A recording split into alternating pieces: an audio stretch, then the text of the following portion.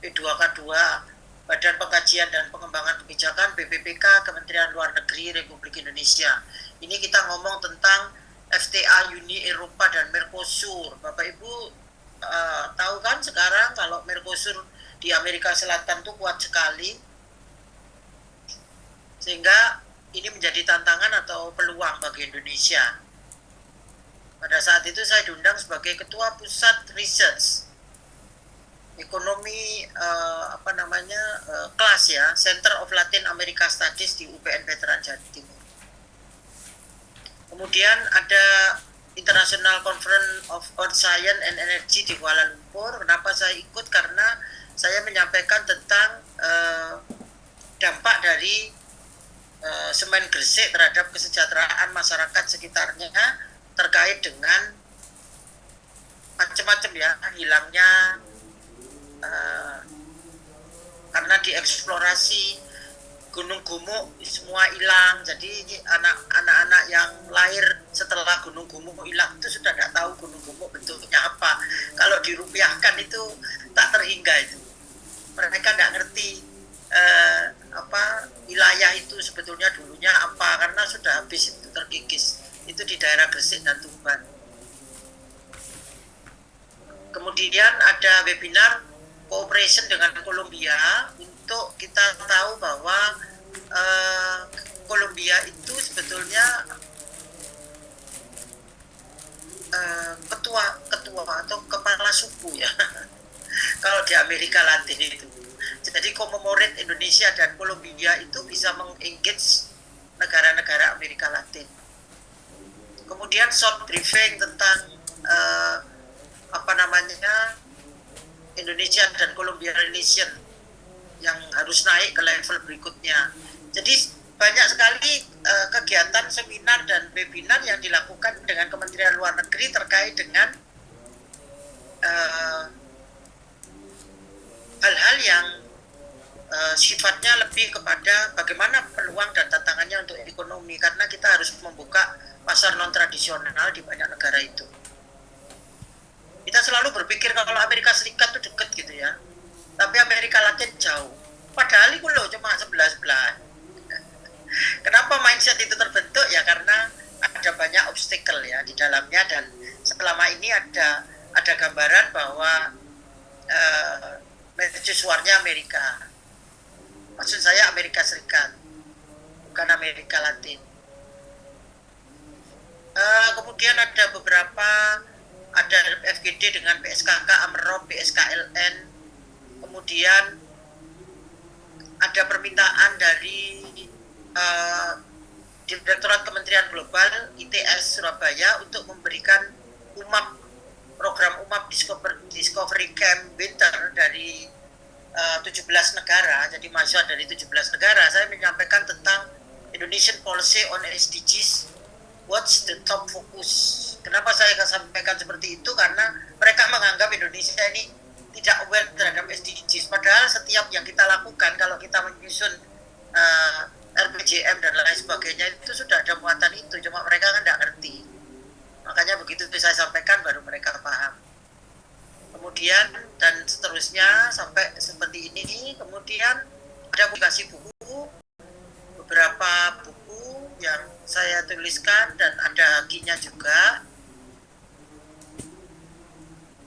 Kemudian sebagai mitra besari atau pengelola jurnal, saya tuh menjadi chief editor dari jurnal JD ya, Journal of Economic Development Issues Cipta 4. Kemudian saya menjadi reviewer dari jurnal welfare dari Universitas Siliwangi.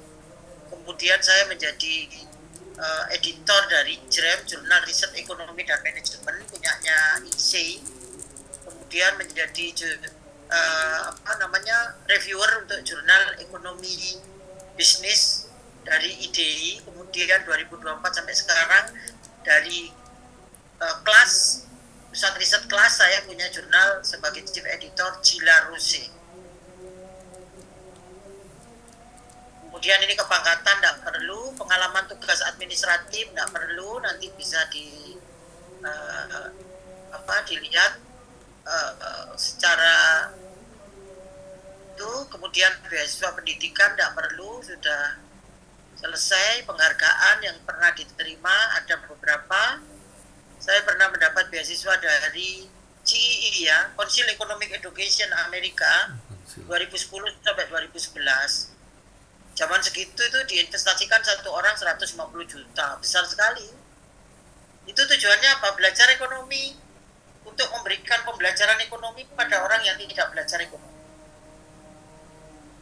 Jadi sebetulnya kita itu ngomong dengan orang biasa itu harus simple ya, supaya bisa dipahami dan dimengerti apa yang kita sampaikan. Tidak perlu kita sok canggih, sok sophisticated pakai istilah-istilah yang begitu-begitu, karena ujung-ujungnya orang tidak akan mengerti itu. Tapi kalau orang mengerti apa itu inflasi dan lain sebagainya dengan bahasa yang lugas, itu lebih bagus. Ini anggota organisasi profesi di ISEI sudah lama sekali, sampai sekarang tetap menjadi pengurus ISEI Surabaya. Kemudian di IDI juga begitu. Nah ini loh Bapak Ibu yang saya sampaikan. Jadi saya sebagai tenaga ahli untuk beberapa tempat sampai saat ini sebagai ekonom, dan saya juga pernah menjadi ketua DRD di Pemkot Mojokerto. Sampai sekarang juga pansel, panitia seleksi kepala-kepala dinas dan lain sebagainya. Jadi itu kira-kira sekilas perkenalan saya Bapak Ibu sekalian. Saya berharap perkenalan ini bisa membawa pada informasi yang akurat tentang saya, dan saya juga ingin berkenalan dengan Bapak Ibu sekalian. Silakan dimulai dari mana, monggo. Dari yang atas ini, kalau di atas tulisannya Muhammad Ali Mansuri, monggo Pak. Siap Bro. Oke. Saya dari Gresik Prof. Oke, baik. Pekerjaan saya ini di Petrokimia Gresik. Petro. Dulu banyak alumni UPN itu, mulai dari direkturnya. S2-nya dulu barengan Pak Mul mantan Bank Jatim itu. Oke Pak. S1, S2 apa Pak? S1 di Gresik, di Stino Gresik. S2-nya di Lamongan. Prodinya apa Pak? Prodinya manajemen semua, Prof. Oh iya. Berarti linear ya Pak? Nanti bisa jadi dosen ya? Naik pensiun. Iya, Prof. Oke. Oke, matur nuwun Pak. Monggo Pak Onis. Mohon izin Prof. Nggih. Nama Onis, kelahiran Surabaya. Dinas kok saya kenal sih. Dulu kan buat di UPN ya? Iya Prof. Saya nggak pernah lupa ya. Iya. Dulu ilmu komunikasi, terus S2 manajemen bagi almarhum Prof Johan. Terus ini mencoba peruntungan di S3. Sekarang bekerja di mana? Sekarang saya dinas di Pengadilan Agama Kota Madiun di bawah naungan Mahkamah Agung Republik Indonesia. Oh iya. Di jabatan sekretaris, domisili masih Riwariwi, Sidoarjo, Madiun.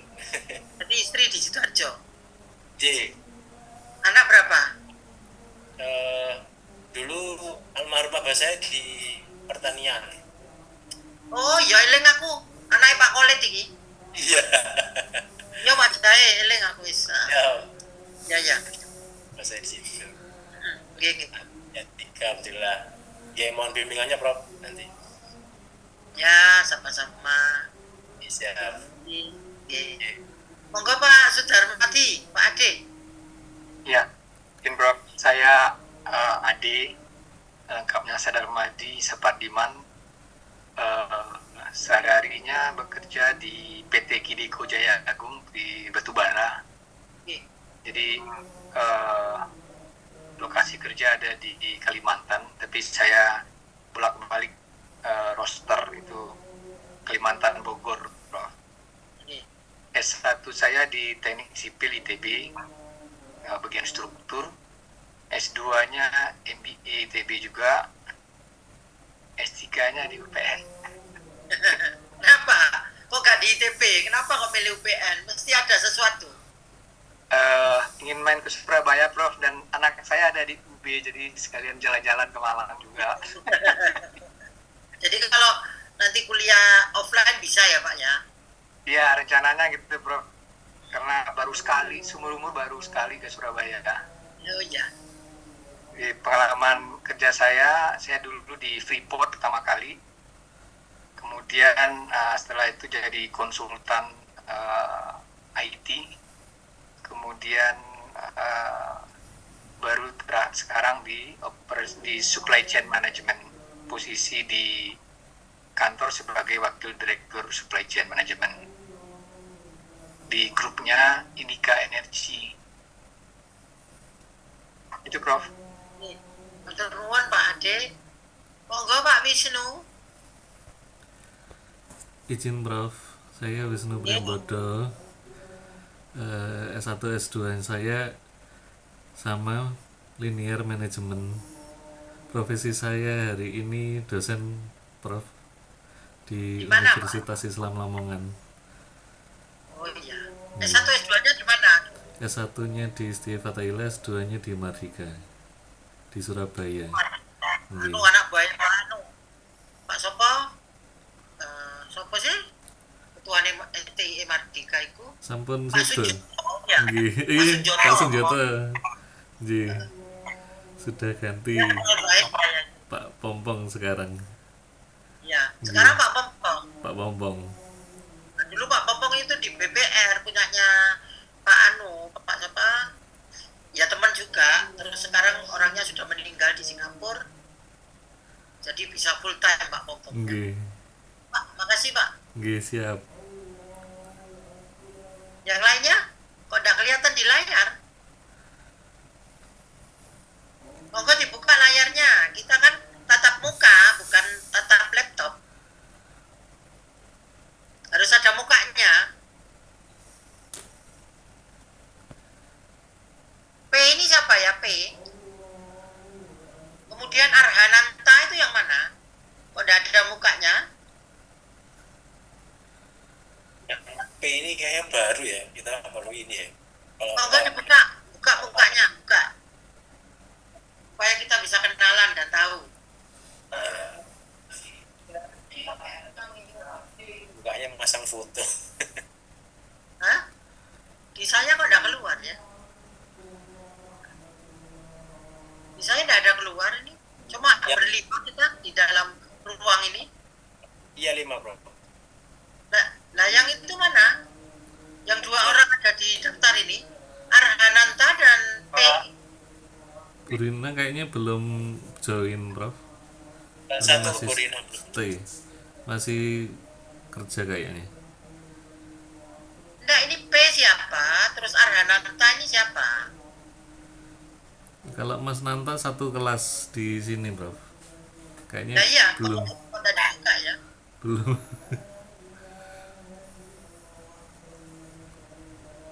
Makanya saya malas online tuh ya gini nih. Saya nggak kenal. Karena jadi guru seperti saya baru 35 tahun itu, kalau saya natap mata itu saya baru tahu. Oh ini paham, ini tidak paham.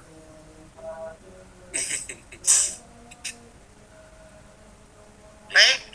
Ini Nah, famous tuh PN.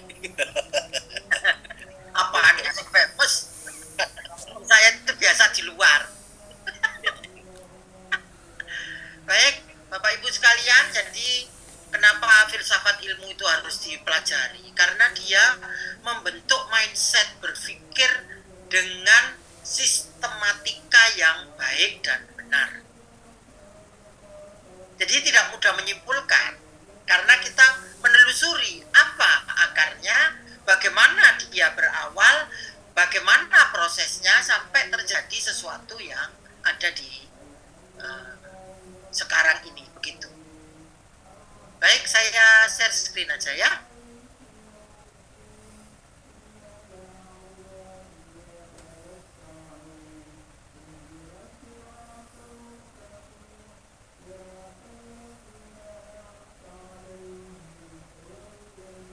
Sudah bisa dilihat Bapak Ibu? Bisa, Bro. Kurang gede ya. Saya Iya, besarkan ya. Nah.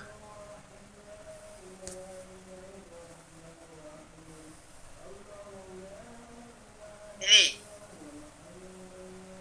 kita harus mengerti dan memahami definisi filsafat ilmu. Ada dua suku kata, filsafat dan ilmu. Filsafat itu diartikan sebagai pengetahuan tentang kebijaksanaan. Jadi wisdom. Bukan policy. Dan prinsip-prinsip mencari kebenaran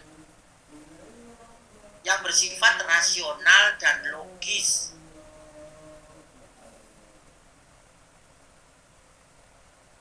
Sedangkan kata ilmu itu diartikan sebagai pengetahuan tentang sesuatu atau bagian dari pengetahuan.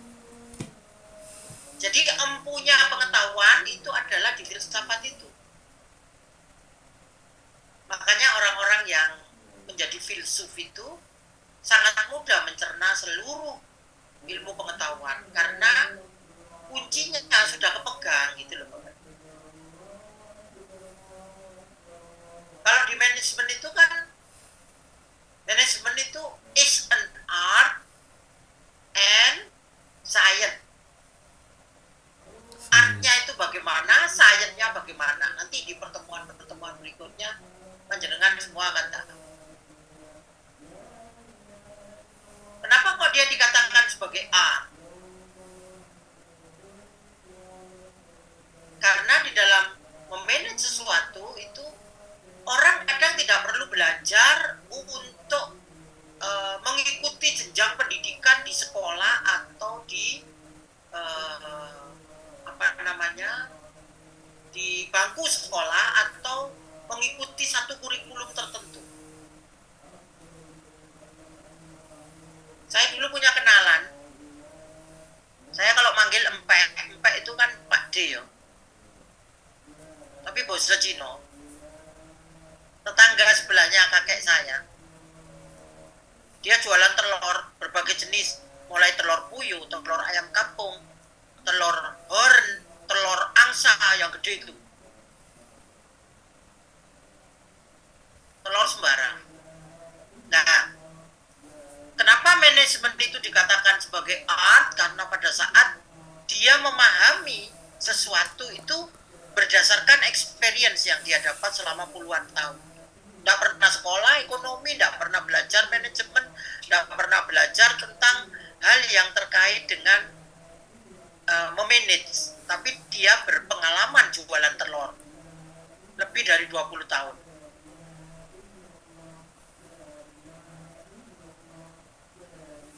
Suatu ketika pada saat telur itu naik harganya sampai sudah hari kelima, telurnya dia habis, saya bilang, Pek, beli telur kamu. Nanti nggak ada orang beli telur, rugi kamu kalau nggak jualan. Oh enggak, aku udah ambil telur sekarang, 2 hari lagi pasti turun harganya, aku rugi katanya. Lah kok iso, delok tekan tipe, kok roh nek mudun 2 hari lagi. Terus dia menyampaikan, siklus telur itu naiknya tidak sampai 7 hari, maksimal 7 hari, 6 hari, 7 hari. Setelah itu dia akan turun. Karena telur itu bukan barang yang tahan lama. Kalau sudah 7 hari kita masih nyetok, 5 hari kita masih nyetok, maka hari ke-7 apabila harga turun drastis atau bergulir ke bawah, saya rugi banyak katanya gitu. Nah, makanya disampaikan bahwa management is an art. Karena ya itu tadi, bisa dipelajari berdasarkan experience. Dia tidak pernah sekolah, wong pek iku tulisan ini pager-pager gedek, aku gak ngerti ya. Lanjut ya. Sedangkan filsafat ilmu itu merupakan apa sih Bapak Ibu sebetulnya?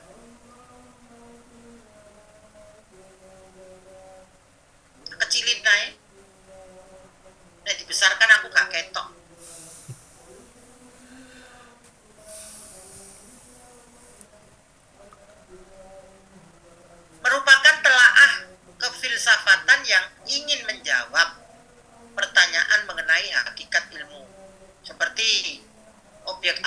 yang ditelaah ilmu, bagaimana wujud yang hakiki dari objek tersebut, bagaimana hubungan antar objek dengan daya tangkap manusia yang membuahkan pengetahuan.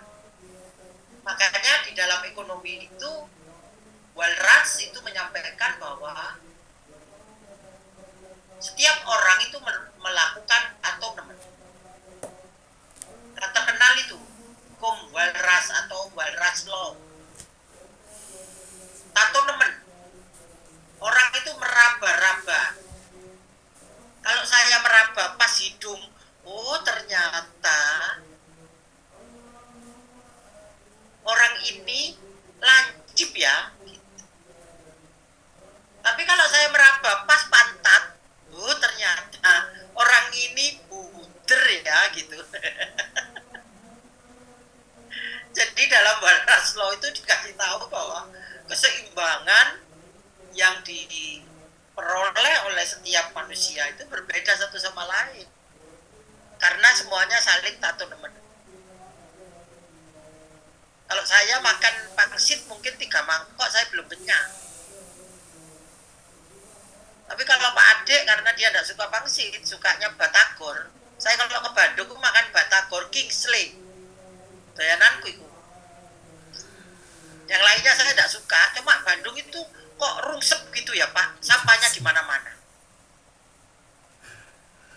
Nah kayak Surabaya, nek Surabaya tak babrasno iku nanggone apa namanya kepala DLH. Ayo, IKU-mu gak tercapai itu, sampahmu telecehan gitu. Mana Bunda? Di mana Bunda? Wis langsung wis tekakno iku motor-motor anu brand bir kabeh dikon nyeprot iki kabeh. Karena saya menjadi penasihat ahli di Surabaya ini baru 20 tahun dari 2005. Terus ganti wali kota ping piro. Ada arek iku. Boh. Kayak Bandung udah bersih sekarang, Prof. Sudah ada KDM. Oh, sudah bersih ya, Pak? Waktu karena 1 minggu itu waktu zamannya bukan Ridwan Kamil sebelumnya. Yang sekarang katanya langsung turun, Prof. Tapi nggak tahu daerah tertentu harus dilihat lagi. Bawa kamera nanti di kerjone bawa kamera.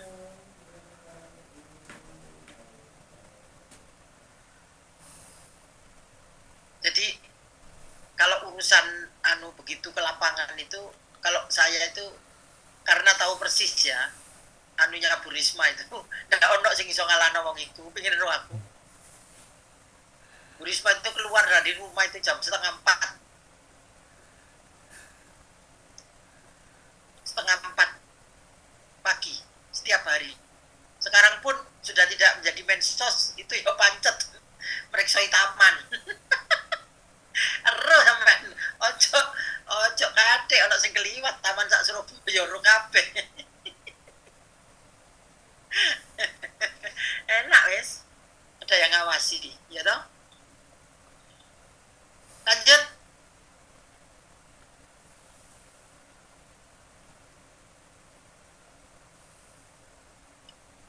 Kemudian menurut Pak Jujun, ini Surya Sukmantri, Pak Jujun ini kan yang nulis buku filsafat ilmu di Indonesia ya. Tiap pengetahuan itu memiliki 3 komponen. Ya, yang merupakan tiang penyangga dari pengetahuan yang disusun.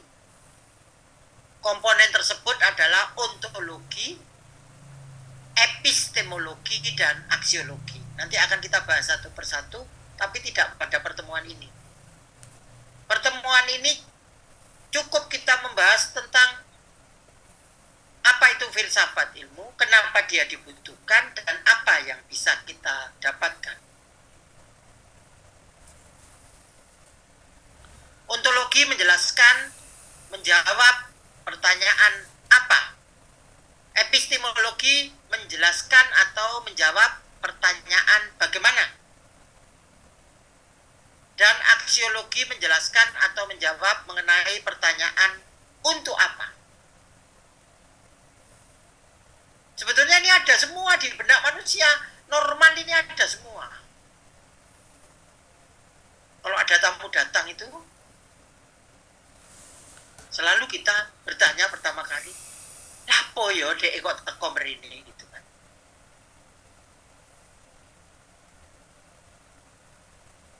Bagaimana dia sampai di sini? Kalau kita tidak pernah kasih alamat kok dia bisa sampai ke sini? Untuk apa dia ke sini? Dan seterusnya. Kalau orang Jawa itu supaya tamunya tidak kerasan, itu manggang cobek itu loh di kompor. Biar pantatnya panas katanya. Cepet pulang. Jadi nanti kalau ada acara supaya tamunya cepat pulang, itu cobek itu dipanasi mulai sore. Jadi tamu datang salaman pulang.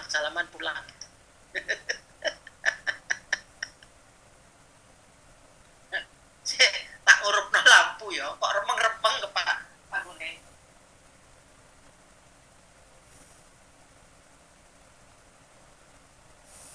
Saya itu tadi baru pulang dari penutupan UPPKA ini loh Bapak Ibu.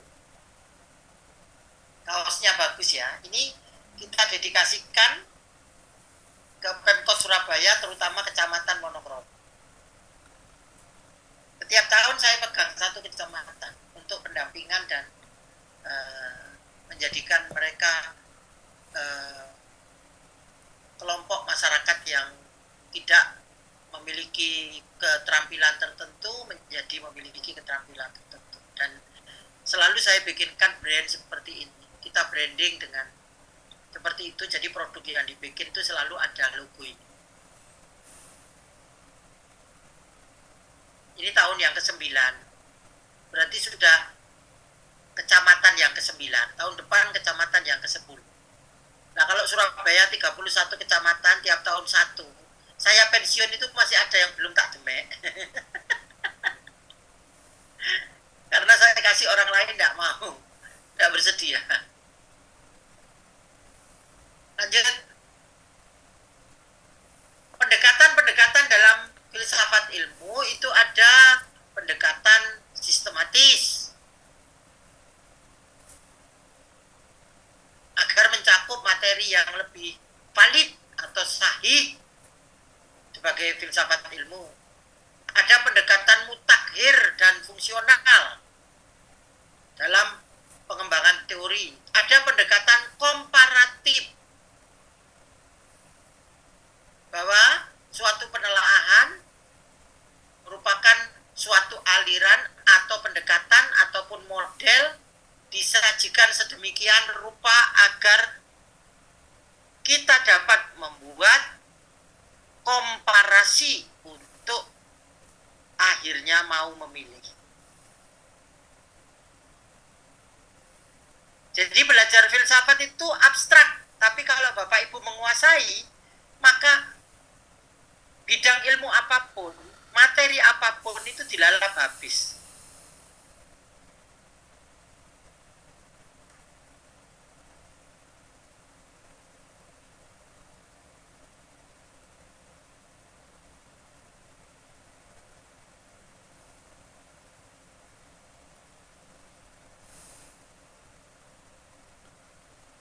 Parson dalam studinya melakukan 5 pendekatan. Yang pertama, receive view. Ini aliran positivisme. Angka, nominal. Fakta. Notasi. Yang kedua, pendekatan menampilkan diri dari sosok rasionalitas. Ini gabungan antara berpikir empiris dengan struktural dalam matematika. Ketiga, pendekatan fenomenologi yang tidak hanya pengalaman langsung, melainkan pengalaman yang mengimplikasikan penafsiran dan klasifikasi. Kemudian yang keempat, pendekatan metafisik yang bersifat intransenden, berupa sesuatu yang objektif, universal. Dan yang terakhir, pragmatis. Meskipun bukan pendekatan yang menarik, disajikan karena dapat menyatukan antara teori dan praktek. Coba direnungkan Bapak Ibu sekalian, kalau ibu nih ya. Angkatan ini tidak ada ibunya. Ada Ada, Prof. Bu. Burina. Ada Bu Marta. Iya, mana Bu? Kok tidak kelihatan Bu? Iya, baru masuk ini Bu. Oh iya. Iya, saya dari Pemkot Bu, Apa? Dinas apa? BPKAD Bu. Kayaknya pernah Bu Marta waktu saya sekban di Bapenda, Ibu saja pernah. Oh, Bu Ya. Rina ta. Rina Bu. Ini Ya, Bu Rina yang suaminya di Pemprov itu. Ya, siap. Ya, ingat saya. Iya.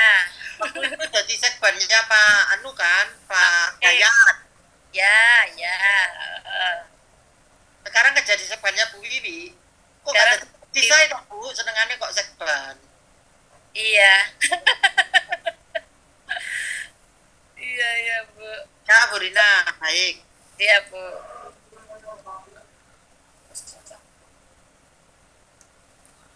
Jenis pendekatan lain yang penting ditelaah perbandingan adalah pendekatan deduksi dan pendekatan induksi. Coba Bapak Ibu bisa memberikan gambaran nggak? Pendekatan deduksi itu yang seperti apa, kalau induksi yang seperti apa? Deduktif atau induktif? Kira-kira?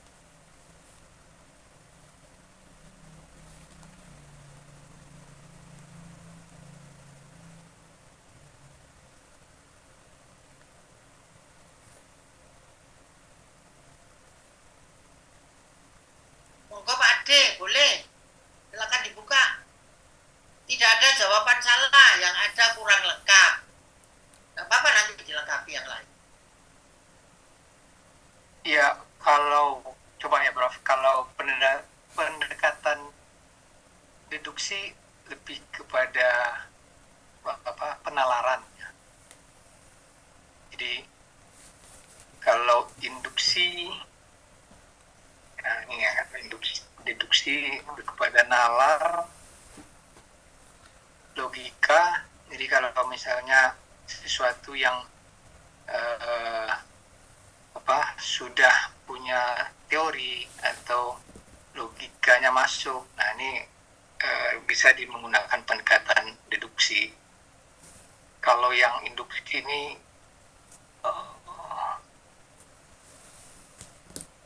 lebih kepada bicara dengan data. Mungkin seperti itu, Prof. Ya, jadi deduksi itu adalah logis biasanya. Ada premis-premis tertentu itu.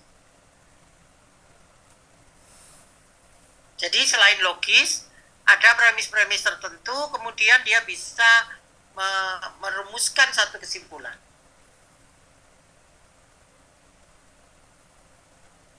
Kalau induktif, sebaliknya.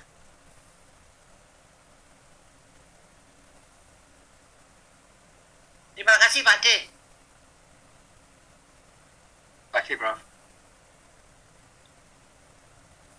Kemudian selanjutnya, fungsi dan arah dari filsafat ilmu menurut Pastor Frans Magnus Suseno, itu yang pertama sebetulnya membantu mendalami pertanyaan tentang ilmu atau asasi manusia tentang makna realitas dan lingkup tanggung jawabnya secara sistematis dan historis. Yang kedua, sebagai kritik ideologi, artinya kemampuan menganalisis secara terbuka dan kritis argumentasi agama, ideologi, pandangan dunia, atau dengan kata lain agar mampu mendeteksi berbagai masalah kehidupan. Jadi biasanya filsuf itu kan suka kontemplasi ya Bapak Ibu, merenungkan. Ternyata kontemplasi itu kita berupaya untuk, kalau saya ya, ada satu waktu sebelum saya tidur malam itu, saya itu berdiam sendiri untuk merenungkan hari ini saya melakukan berapa kali hal baik dan berapa kali hal buruk. Itu nanti kalau dihitung banyak buruknya, besok saya harus ngijoli. Harus lebih banyak baiknya.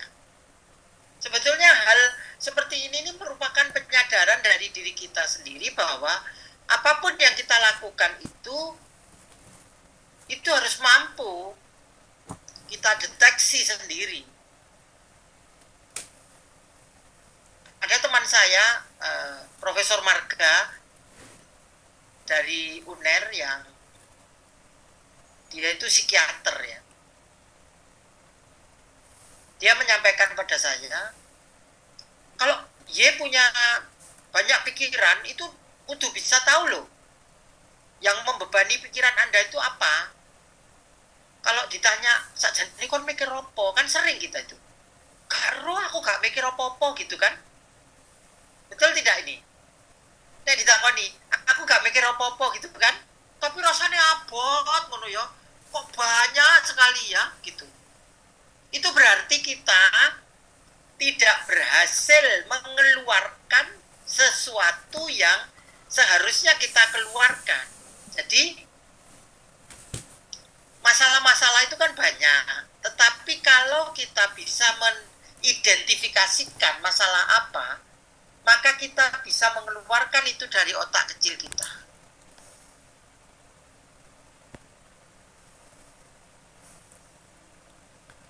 Setelah saya lakukan apa yang disampaikan oleh Prof. Marga itu, saya menyadari loh, iya awak dhewe iki numpuk-numpuk masalah. Ngurusi masalah dhewe gak mari ngurusi masalah wong. Iku wis cerai lho saiki. Iku saiki wis pisah rumah mbek iku wis bebano, gak usah diurusi. Kadang-kadang kita ngurusi sesuatu yang bukan urusan kita. Sedangkan masalah kita sendiri kita tidak bisa mengeluarkannya.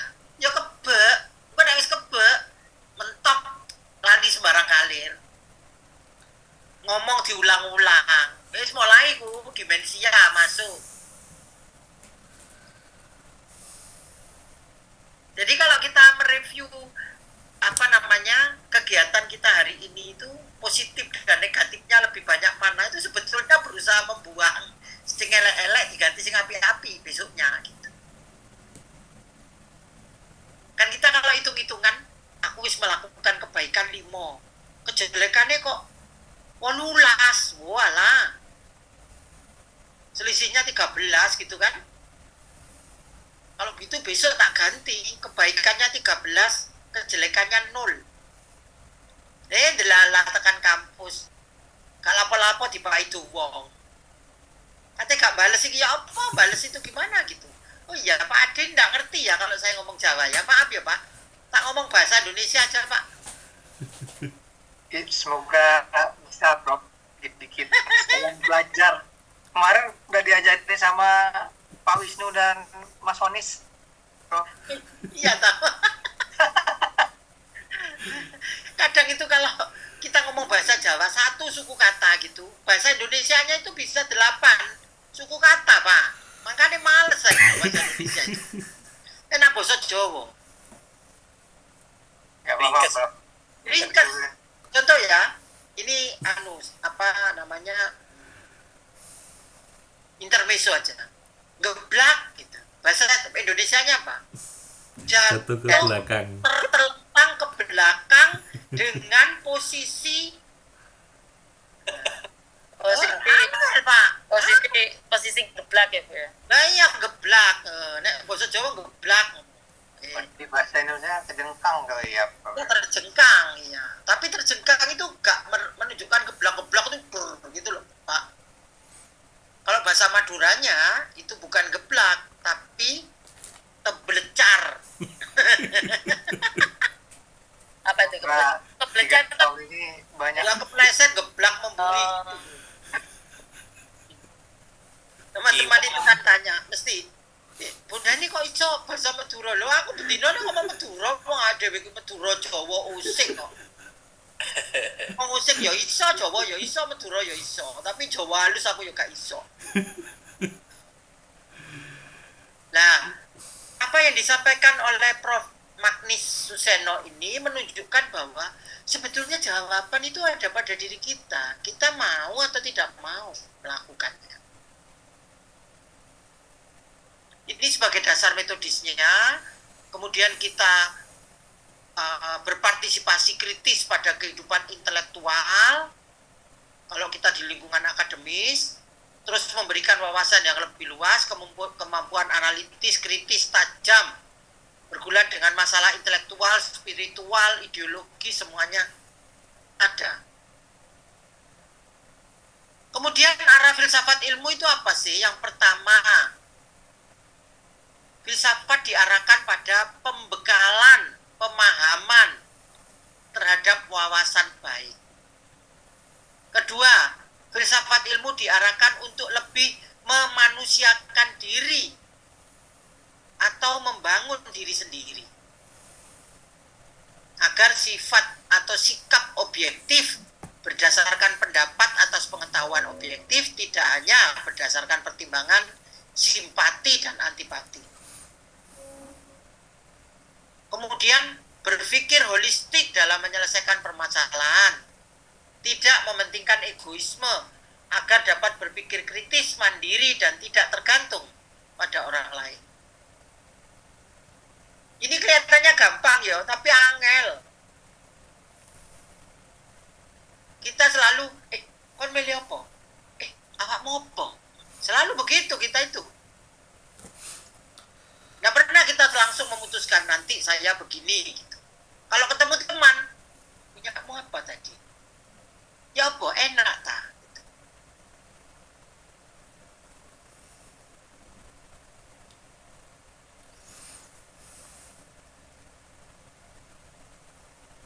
Makanya kita kalau makan itu ya, sering kita kan sharing ya sama temen.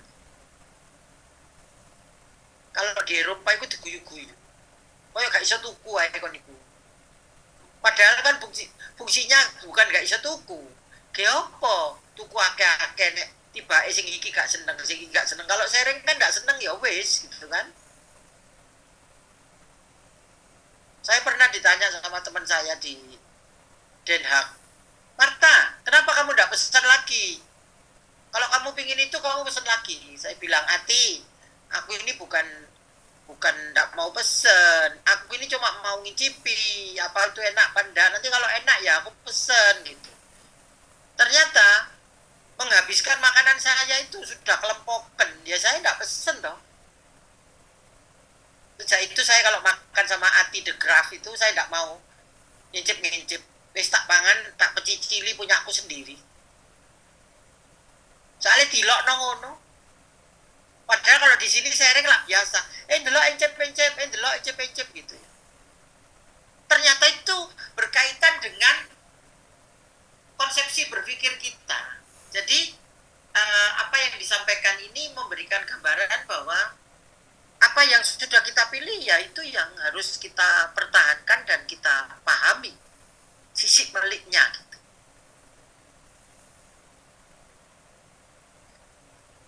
Sekarang ruang lingkup filsafat ilmu, ada yang umum, ada yang khusus.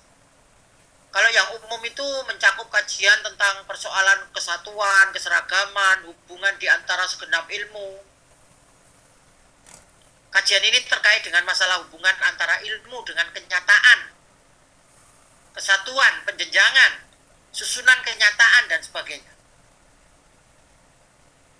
Nanti ada PR untuk Bapak Ibu sekalian untuk direnungkan dan dipahami. Oh, ternyata begini ya filsafat ilmu. Dulu saya di Universitas Indonesia yang ngajar filsafat ilmu ngawelu Prof. Doro Jatun Kuncoro Yakti. Waktu saya S2 di Universitas Indonesia.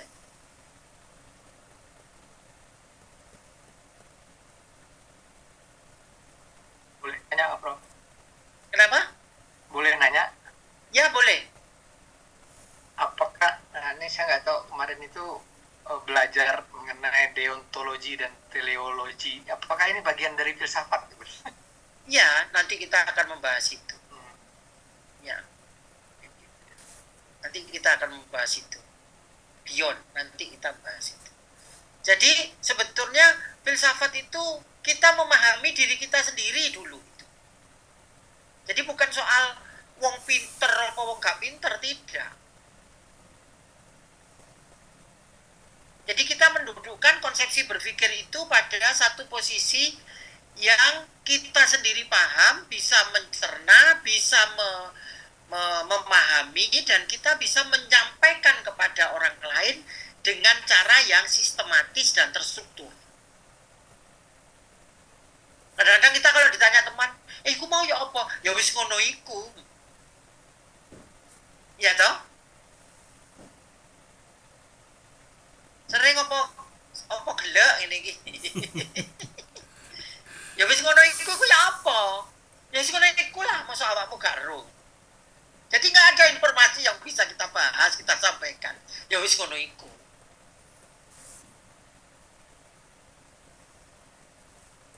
Sedangkan kajian filsafat ilmu yang khusus itu membicarakan kategori serta metode yang digunakan dalam ilmu tertentu.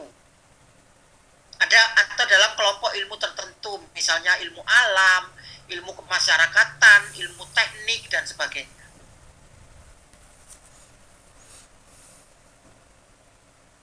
Jadi pelawak itu ya, kudu ngerti filsafat loh.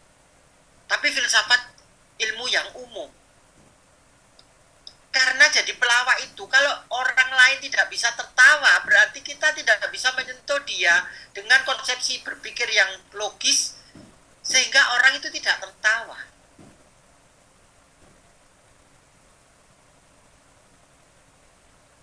Makanya saya kalau dari Surabaya itu Cak Lontong itu pinter anak itu.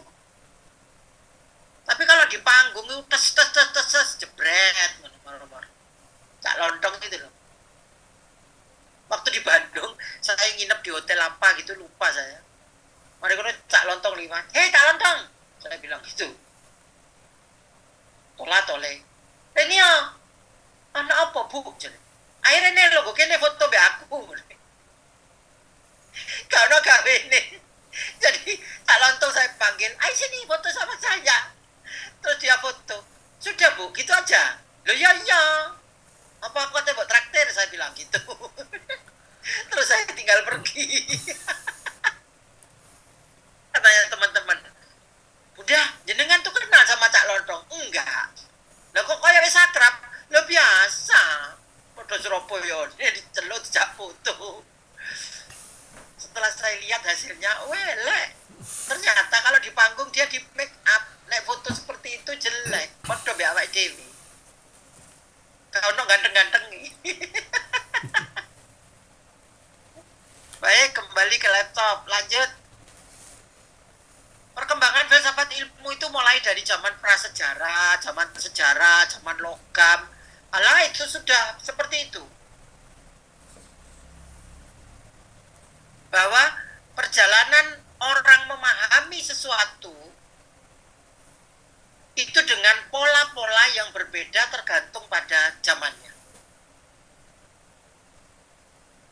Kalau sudah zaman logam ini, itu sudah masuk pada kategori kebudayaan. Kalau zaman sejarah, itu masih pada peradaban dan pertanian.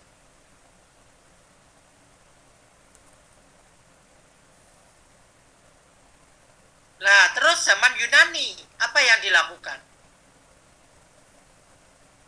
Di zaman Yunani itu, bangsa Yunani tidak dapat menerima secara pasif, reseptif, karena mereka memiliki jiwa inquiring attitude. Maka lahirlah filsafat dengan arti yang lebih luas daripada sekarang, yaitu meliputi semua bidang sebagai induk ilmu pengetahuan. Dulu di rumah saya itu kan ada perpustakaan, ya lumayan besar lah, 4,5 meter kali 8 atau kali 9 gitu.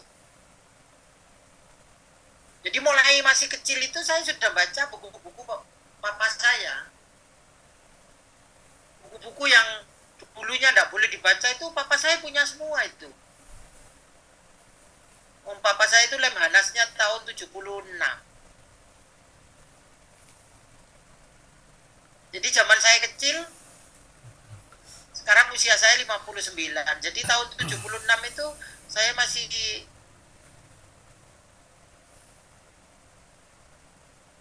SMP ya. Itu saya sudah baca buku-buku filsafat macam-macam.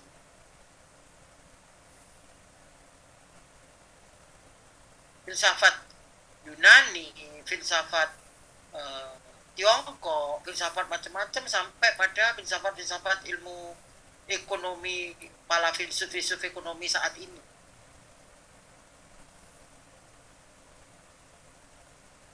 Bahwa apa yang kita pelajari dalam hidup kita itu sebetulnya ya diri kita sendiri. Filsafat Tiongkok itu mengajarkan mulai dari bagaimana kita bersikap, berpakaian, makan, kemudian melakukan kebiasaan, itu ada semua. Dulu saya SMP sudah membaca Tenggelamnya Kapal Van der Wijk. Itu yang heroik banget itu. Kemudian di bawah bendera revolusi. Ada semua itu. Jadi kesukaan saya membaca itu karena dulu kalau keluar rumah itu harus ada tujuannya. Lah tujuan saya kalau keluar rumah itu kan main tenis, main basket, main badminton. Nah, itu kan tidak setiap hari. Luar rumpis-rumpis, kelayapan itu tidak ada istilahnya karena saya harus berlatih. Dulu kan badminton, tenis itu kan prestasi. Badminton PBSI, kalau tenis Pekan Olahraga Mahasiswa tahun 87-88 saya juara 2 POM se-Indonesia bergu. Jadi kalau saya di rumah tidak ada kegiatan keluar ya saya baca buku. Ternyata pengetahuan tentang filsafat itu membentuk karakter diri bahwa kita mesti meresapkan apa yang perlu kita pahami, baru kita bisa menyampaikan dengan benar kepada orang lain. Kemudian ada filsafat India, filsafat Cina, macam-macam ya. Kemudian filsafat ilmu pada masa Islam, filsafat ilmu pada abad ke-8, semuanya itu ada dan bisa dipelajari.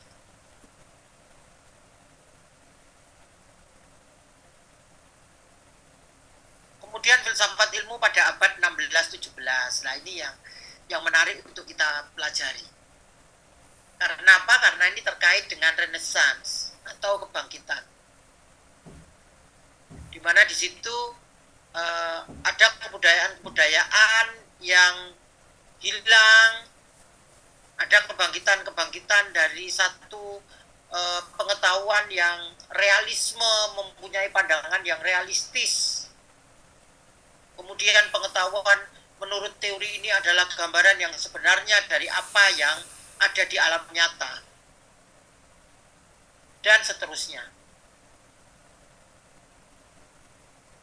Jadi pengetahuan bagi seorang yang idealis itu hanya merupakan gambaran subjektif dan bukan objektif tentang kenyataan. Karena sudah tertuju pada satu hal, yang lainnya hilangkan.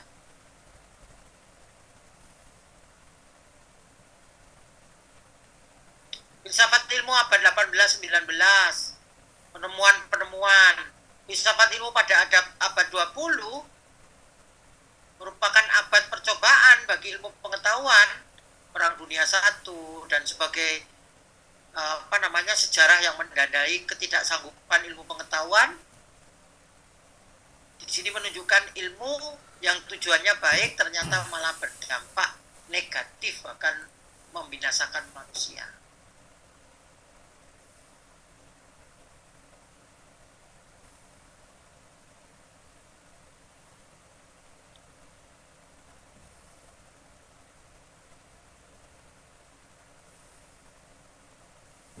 Sampai di sini ada yang ingin didiskusikan Bapak Ibu sebelum kita lanjutkan ke hal yang lain. Bahwa filsafat itu memiliki fungsi penyadaran diri, kita menyelami, memahami, mendapati satu situasi di mana kita memiliki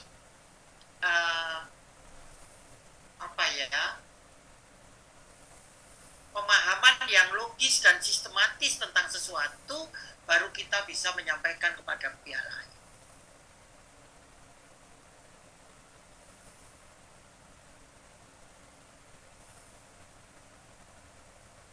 Saya itu kalau omong-omong filsafat dengan para pastor atau romo itu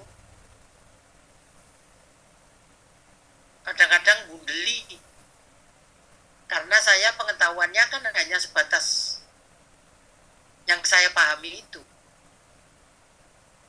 Mereka sudah sampai kemana-mana, terus saya bilang, aduh, aku gak sanggup Romo, iku omongan level kepiro, nanti kalau saya datang lagi dilanjutkan.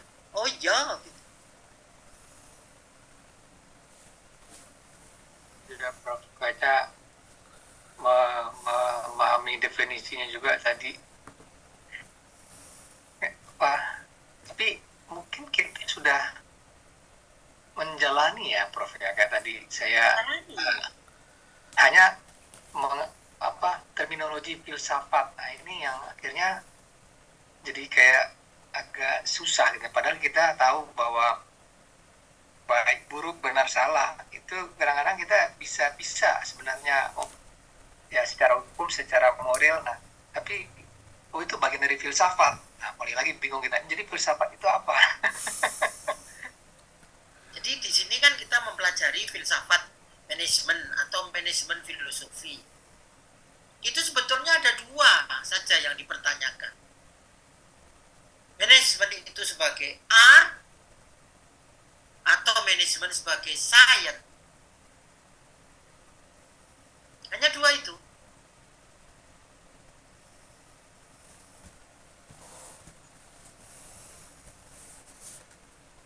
Jadi nanti pada pertemuan berikutnya itu saya akan memberikan PR tentang pemahaman filsafat yang paling dasar pada diri kita, dan itu memberikan dampak yang luar biasa.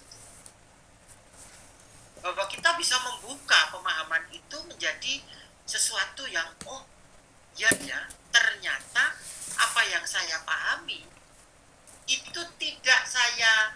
Jadi kalau dulu saya kan SMA-nya IPA ya. Jadi kalau ada cahaya, ini air gitu kan. Cahaya itu kena air, maka dia akan ke bawahnya bengkok kan. Tidak akan lurus begini kan. Bengkok. Karena dimensinya berbeda. Cahaya itu dari udara ini ke air. Bias. Pasti akan terbengkokkan begini. Tidak akan begini. Bengkok. Nah, supaya kita bisa memahami manajemen, filsafat manajemen itu, maka kita mesti memahami dulu kenapa kok kita harus berpikir logis, kenapa kok kita harus mengetahui asal muasal dari sesuatu. Makanya orang lebih banyak membicarakan katanya. Loh, kok bisa tahu kamu? Iya, katanya si A gitu. Tapi dia tidak ngomong tentang fenomenologi. Oh iya, kok bisa tahu kamu? Ya, tadi saya waktu lewat di jalan itu terjadi seperti ini. Nah, itu kan beda sudah. Di dalam ekonomi, fenomena itu menjadi data dasar yang mesti kita pegang untuk kita bisa menjelaskan sesuatu. Itu kan? Kan tidak bisa berdasarkan asumsi-asumsi saja. tradisi dibutuhkan, tetapi fenomena itu dibutuhkan karena setiap manusia itu bersifat idealis. Kalau orang sudah bersifat idealis itu kan apa yang saya mau, yang saya yakini, apa yang saya akan lakukan itu sudah tergambar kan. Berarti sudah subjektif kita. Tidak objektif lagi. Jadi kita memandang orang lain itu bukan apa-apa. Yang kita pandang adalah idealisme kita. Apakah memiliki idealisme salah? Tidak. Kita memiliki target kan? Kalau tidak ada idealisme kan tidak ada targetnya. Iya. Tapi kalau hanya memperhatikan idealisme saja, maka kita sudah subjektif.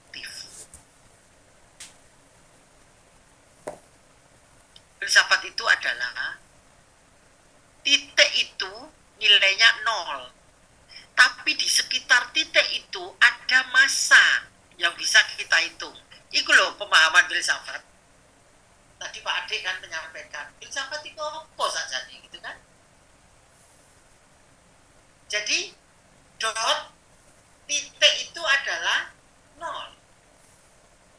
Tapi di sekitar titik, sekeliling titik itu ada massa yang bisa kita hitung. Itulah.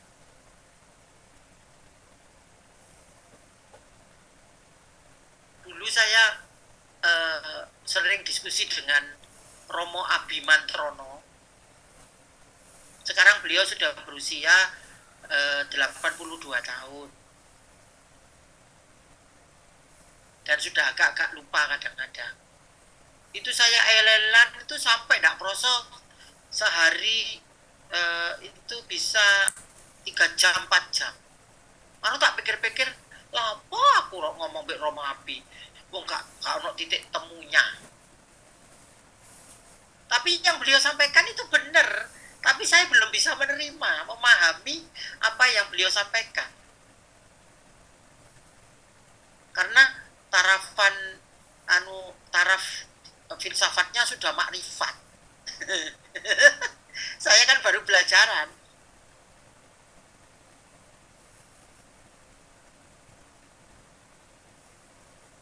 Nanti pada pertemuan kedua kita akan bisa tahu bahwa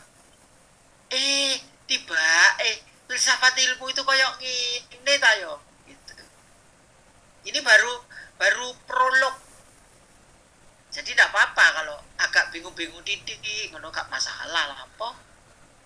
Semua itu bisa dipelajari kok.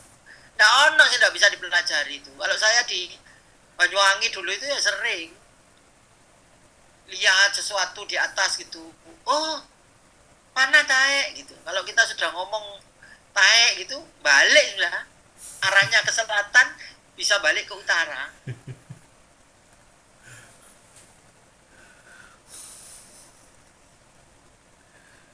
Pak Onis mulai parah. Nah iya, karena memang pemahaman tentang filsafat itu sesuatu yang abstrak, tetapi kita berusaha menangkap dia sebagai satu fenomena gitu loh Pak. Seperti kita ini loh, melihat panah itu kan abstrak itu, tapi dia ada kan. Kalau kakek saya dulu ngandani, ya seperti itu ada kan. Kita hidup di dunia ini tidak sendiri, ada dunia lain sekitar kita. Jangan coba-coba masuk ke situ kalau kamu tidak paham. Kalau kamu paham, kamu bisa mempelajarinya kalau ingin paham. Nah kalau kamu mempelajarinya, siapkan dirimu untuk jadi orang yang objektif, tidak subjektif. Kalau subjektif, aku gak seneng sama Pak Ade, ya tak kirimi aja Pak Ade, lapo. Karena saya idealis dan saya subjektif. Saya punya kemampuan kok, lapo ngeluh. Atau Pak Ali Masuri, tak kirimi. Jadi sebetulnya, orang berilmu itu kalau dia memahami apa itu filsafat itu, dia tidak akan mempergunakan menggunakan ilmu yang dia pahami dan dia punya itu untuk melakukan sesuatu yang menghasilkan keburukan, tetapi menghasilkan kemaslahatan bagi banyak orang. Itu makrifat tuh, Prof. Ya. Jadi nanti filsafat itu kalau dari sisi agama itu ya begitu, agama poai, podo.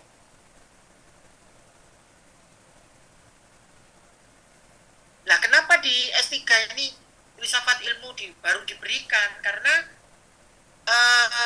kalau saya dulu di S2 sudah diberikan filsafat ilmu. Tapi wong saya sekolah itu tahun 90-an ya, 93. Yang ngajar Prof. Doro Jatun, Kuncoro Yakti. Yes.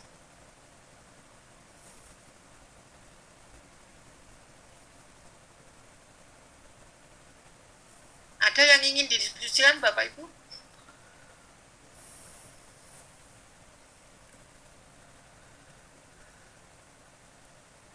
P iki sopo sih kok gak metu-metu?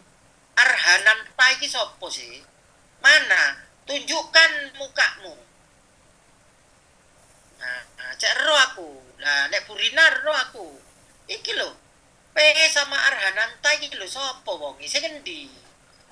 Apa sampean kesirep ta, Pak? Ketoke lanang iki ya. Makanya aku ki gak seneng online iku. Ngene iki. Minggu ngarep offline ae rek. Iya, Cik, Prof. Kemarin kesepakatannya karena kita mengikuti yang jarak jauh. Artinya yang paling jauh ini kan Bang Ade. Kita mengikuti yang Bang Ade, disepakati yang offline-nya tanggal 22-23. Ya Bang Ade ya? 23 ya? Iya. 2223. 2223. Oh ya wegah aku nek offline terus, nek online terus.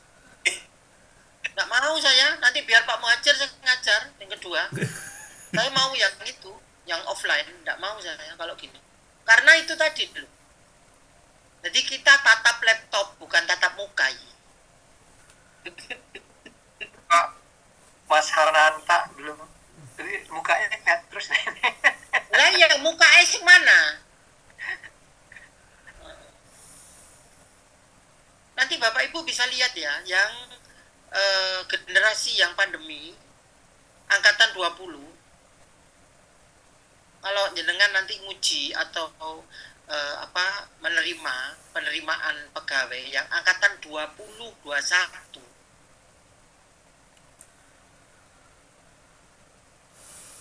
Nanti coba dicek, dites menjadi pegawai di kantor Anda seperti apa itu, yang produk online itu. Jauh dengan yang offline. Karena kalau offline itu kita sebagai guru itu bisa lihat matanya, dia paham atau tidak paham, dia mengerti atau tidak mengerti, itu kelihatan Bapak Ibu.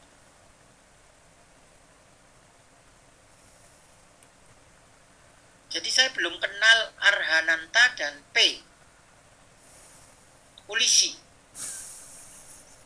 P itu polisi kan? Nah iya. Tapi nanti saya absen ya cuma orang 5 iki. Sing liyane gak. Karena saya tidak lihat mukanya.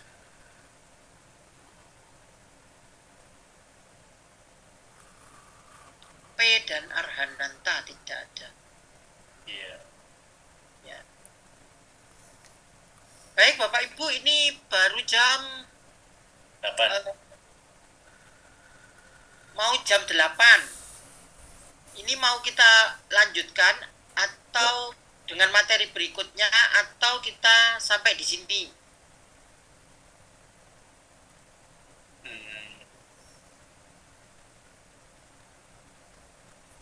Kalau materi berikutnya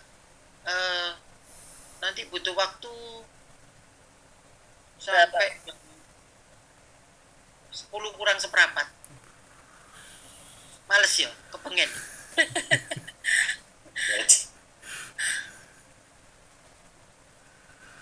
Kalau gitu berikutnya aja Prof, biar agak longgar. Baca-baca dulu kalau udah saya kirimkan. Ya. Jadi kalau di filsafat manajemen itu hanya art and science. Jadi art itu ya seperti yang saya contohkan empek tadi yang jodolan beras, jodolan apa telur itu tadi. Gak tahu sekolah. Jangan dikira kita ngomong filsafat itu orang yang tidak pernah sekolah, misalnya lulusan SD dia tidak ngerti, mau dia melaksanakan kok. Jangan dikira kita yang sudah well educated ini ngerti gurung karuan. Wong kita idealisme memaksakan subjektivitas kudu gini itu nyalai filsafat iku. Jadi Purina kalau disuruh target ini kudu sampai targetnya nyalai filsafat iku. Gak mampu ya Bu ya. Apa mana utang-utangan kan? Lah ya apa Bu? Tidak tahu Bu. Aku wis ngomong ojo utang kok. Pak Sekda wis ngondo aku. Udah ini kalau dimasukkan skema utang tidak bisa sama sekali. Titik. Misalnya. Pak Sekda PJ kemarin. Iya Pak Basari ya.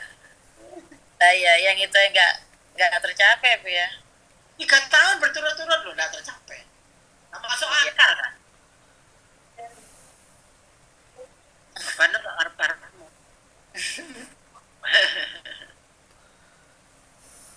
Baik, Bapak Ibu sekalian, jadi ini kita selesaikan jam 8 untuk pertemuan pertama ini. Minggu berikutnya karena online, ya, Anda kan menghendaki online kan minggu berikutnya? Minggu berikutnya tanggal berapa? Tanggal online. Tak lihat tanggalan. 11 kali. 4, 11, 18, 25. 25. Nomor 11 ya. Pak Adli itu kesininya tanggal berapa, Pak? Tanggal 22-23, Prof. Jadi saya 2 minggu di site, baru seminggu. Nah, jatuhnya itu sekitar di tanggal 20-an.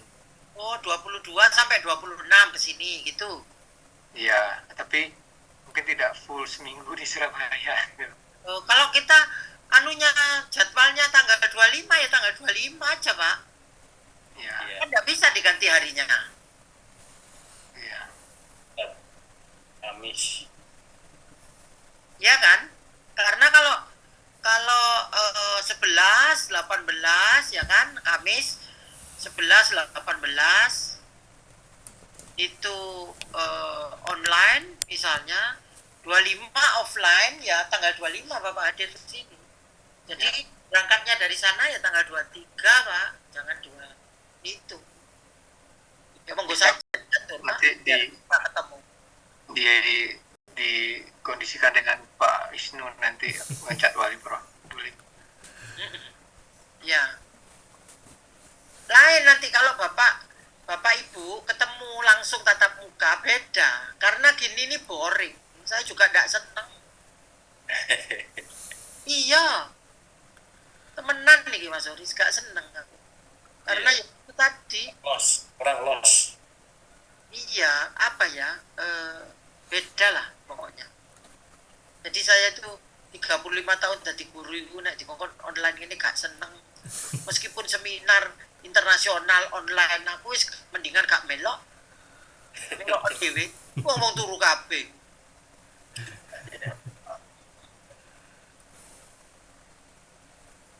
Baik. Jadi terima kasih atas pertemuan hari ini. Mohon maaf apabila ada yang kurang berkenan dan saya berharap Bapak Ibu sekalian mendapatkan sesuatu yang bisa direnungkan untuk pertemuan kita selanjutnya. Nanti saya tak hubungi Pak Muhajir untuk beliau masuk dulu 2 minggu depan ini karena Pak Ade baru bisa datang tanggal 25, begitu ya? Karena saya pengen ketemu sama pengen oleh-oleh aku saja nih. Oleh-oleh toko Kalimantan. Nek batu bara ini Aku males, senengannya batu Mas. permata. Minyak Masih hitam adanya, Prof. Senengannya batu permata aku. Toko mana lho? Apa? Sakura. sama minyak apa ya Bu ya? Minyak apa itu Bu? Minyak itu. Oh, bawang dayak, Bu. Oh iya iya. Obat itu bawang dayak. Obat. Minyak urut kalau dari Dayak ya. Saya itu dulu ke Kayu Tangi, saya ngajar di situ, STIE apa Kayu Tangi itu. Sekarang saya sudah tidak pernah kemana-mana, capek aku. Di sini aja sudah S1, S2, S3, sama bantu S3 UNER, wis. Sel. Itu bapaknya Bu Rina itu, kayak ini. Iya. Panggilnya dadak-dadak. Ya baik, terima kasih atas perkenalan dan prolog untuk hari ini. Mohon maaf apabila ada penyampaian yang kurang berkenan. Semoga Bapak Ibu semua sehat, kita bisa bertemu di lain kesempatan. Terima kasih. Wassalamualaikum warahmatullahi wabarakatuh. Waalaikumsalam warahmatullahi wabarakatuh. Terima kasih, Prof. Terima kasih. Terima kasih Bu Ijidla. Bu Rina. Lulus tuh. Ya, sama kasih. Bapak Ibu. Mas Arman. Tahu nih, biasanya dia online. Ini juga nih, aduh. Ya, untuk yang tanggal tadi, Mas Wisnu, saya Iya. coba nanti tanggal 25 aja ya. Jadi saya sebenarnya tanggal 20 itu ngadirin pernikahan salah satu manajer di kantor. Nah, tadinya makanya dia biar nggak balik lagi ke Bogor, saya atur 22. Tapi kalau memang 25 ya saya berarti balik dulu ke Bogor, nanti di 24-nya mungkin saya ke sana. Ke Surabaya. Ya, Iya. Jadi intinya bisa kan Bang? bisa. Hanya memang ngajuin cuti jatuhnya biasanya karena kan iseng ya, kalau bos yuk meeting mendadak di kantor Subroto. Nah, sementara orangnya lagi di luar kota. Loh, bukannya WFH, kadang-kadang pertanyaan nyeleneh gitu ya. Apa? Nggak apa-apa sih, cuman kadang-kadang kitanya aja yang harus ngatur katanya. Jadi dari jauh-jauh hari sudah harus tahu, jangan sampai meeting mendadak ternyata orangnya ada di Jawa Timur bukan di Bogor. Kita ambil cuti aja biar aman. Iya, geser aja bang. Ya, Kita oke, siap. Oke, siap. Tapi ibunya kayak fun juga sebenarnya. Hanya pelajarannya ini yang Bikin pusing. ngawang-ngawang ini. Tapi kalau nggak aktif itu malah dipaksa untuk aktif dia itu. Makanya tadi saya ya tanya supaya beliau happy, karena nih nyampe dan anak masalah nanta nih nggak ada, jadinya malas. Beliau kayaknya nggak terus. Ya, itu udah masuk dari tadi, saya masuk udah ada. Apa ini Tapi ya? kayaknya nomornya nggak ada yang namanya itu yang kemarin kita nanya ini siapa ya? Kayaknya gitu. Tapi dia masuk tapi bisa di take out. Ya wis, Nanti kita bisa konfirm ke anu aja Mas Priyo atau Mas Teguh deh. Ini siapa? tapi di grup nggak ada ya? Enggak. Ada di grup ada. Enggak ini, enggak aktif. Jadi kalau nanti dia Penyusup.